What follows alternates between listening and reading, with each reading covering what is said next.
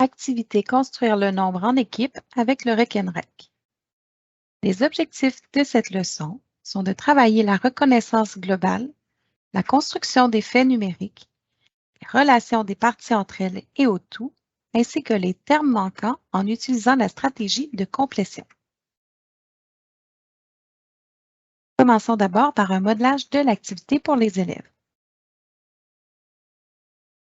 Supposons que l'on veuille représenter le nombre 10. Je pourrais vous montrer tout d'abord une certaine quantité de billes. Combien y a-t-il de billes dans cet exemple? Dans cet exemple, il y a 6 billes. On invitera ensuite les élèves à compléter pour obtenir le résultat attendu, soit 10. Combien de billes manque-t-il pour faire 10? Les élèves pourraient alors répondre qu'il manque 4 billes et venir représenter les 4 billes manquantes. Donc, on aurait ici 6 plus 4 qui est égal à 10.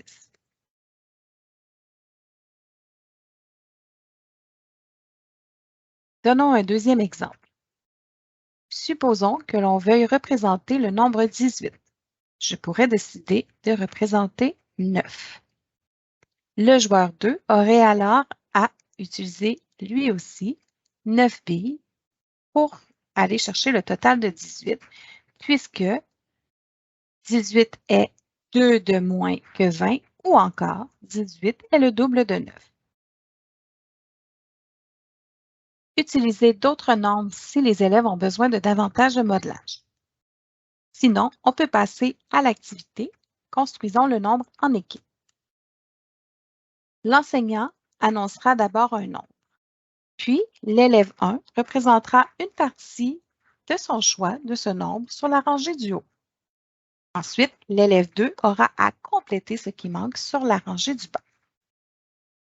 Voici un exemple. Nous allons construire le nombre en équipe à l'aide du Rekenrek.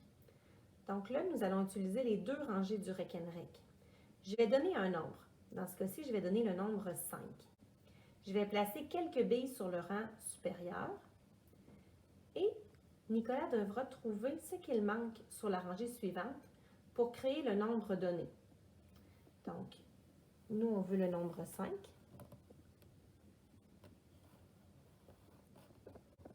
Il devra trouver qu'est-ce qu'il manque pour faire 5. Vas-y, Nicolas. Il manque 3 billes. Parce que 2 plus 3 égale 5. Lorsque toutes les équipes ont réussi à représenter le nombre, nous comparerons les différentes réponses obtenues par les équipes et nous effectuerons un partage des différentes stratégies utilisées.